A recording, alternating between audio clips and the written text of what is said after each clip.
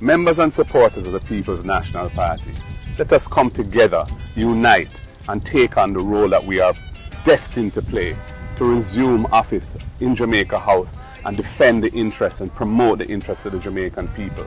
We are the party of the Right Excellent Norman Washington Manley, of Michael Joshua Manley, P.J. Patterson, Portia Simpson Miller, Peter Phillips. Let us come together, comrades, all. Let us put this cascas on social media aside. There are a lot of good things going on. We established a unity committee. We issued a communique yesterday. All of the officers signed it. They want to see us come together.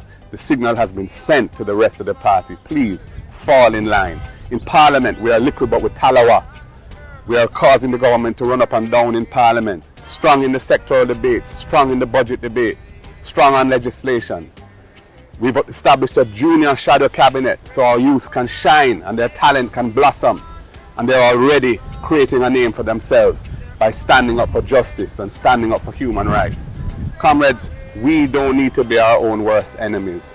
Put down the cascas, put down the foolishness, throw down your arms and come. As Burning Spear would say, one love.